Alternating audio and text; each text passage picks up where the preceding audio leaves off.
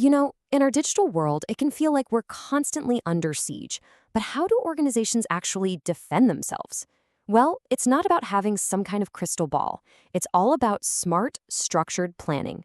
So today, we're going to break down the world of IT risk analysis and show you the exact framework that professionals use to try and stay one step ahead of the game. So here's our game plan. First up, we're going to get on the same page about what risk really truly means by looking at threats and vulnerabilities.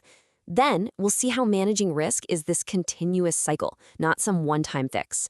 After that, we'll dive deep into the 6-step analysis process, explore the 4 main ways you can respond to risk, and finally, we'll tie it all back to the one thing every business cares about, the bottom line. All right, let's get right to the core of it. Because before you can even think about managing risk, you have to know exactly what you're up against. And it all boils down to 2 key ideas: threats and vulnerabilities. So what's the real difference here? Well, a threat is the who or the what that could cause harm. Think of a hacker actively trying to breach a network. A vulnerability, on the other hand, is the how. It's the opening they use to get in. That could be an unpatched piece of software or a password that's just, password 123. Think of it this way. The burglar is the threat, but an unlocked door is the vulnerability. And this is where it all comes together. See, risk isn't just about the threat, and it's not just about the vulnerability on its own.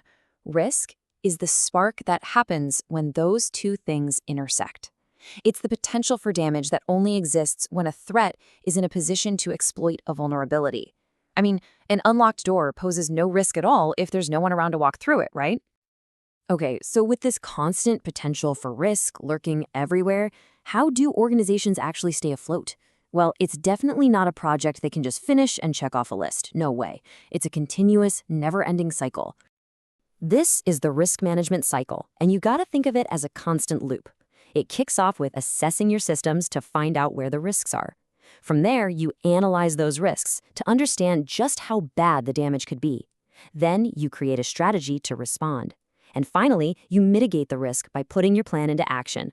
But, and this is the important part, it never ends. As soon as one risk is handled, new ones are popping up, and that cycle just begins all over again. Now, let's zoom in on a really key part of that cycle, that analyze stage.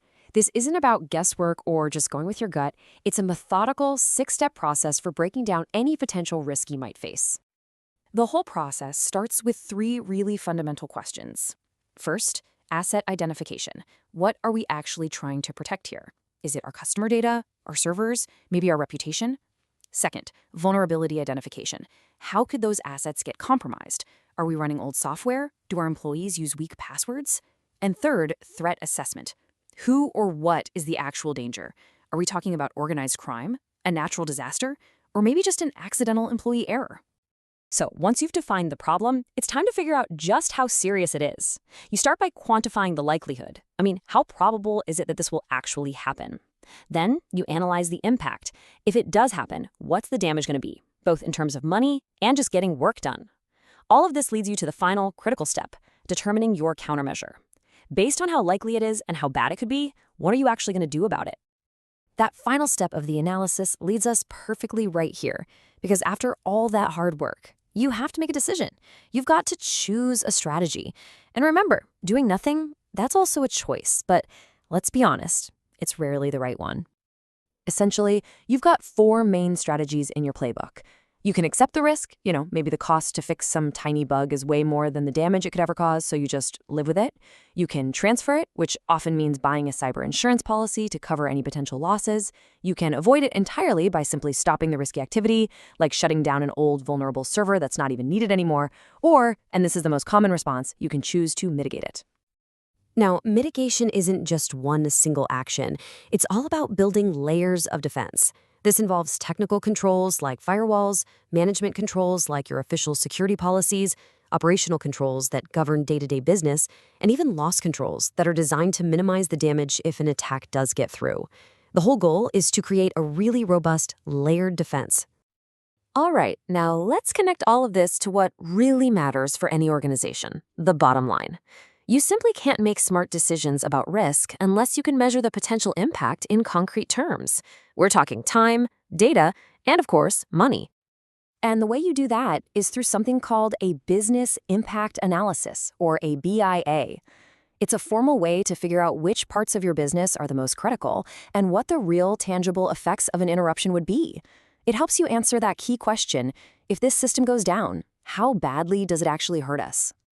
The BIA gives you a few critical numbers, and this first one is a big one: MTD, or maximum tolerable downtime. This is the absolute red line. It's the longest a critical system can be offline before the business suffers catastrophic, maybe even irreversible damage. It's the point of no return. Next up is the RPO, or Recovery Point Objective. This metric is all about your data. It answers the question, how much data can we really afford to lose? And it's measured in time. So for example, an RPO of 15 minutes means your backups have to be recent enough that, in a worst-case scenario, you lose no more than 15 minutes of work. And finally, there's the RTO, or Recovery Time Objective. This is your target for getting back online. It's the clock you're racing against. From the moment a disaster strikes, the RTO is the maximum time you have to get a system restored before you hit that critical MTD we just talked about. So let's just visualize how this all plays out on a timeline, okay? A disaster strikes. Looking backward in time, the gap to your last good backup, that's your RPO, the amount of data you've just lost. Now looking forward, you have a target to get back online. That's your RTO. And you have to hit that target before you reach your MTD, which is the absolute point of no return for the business.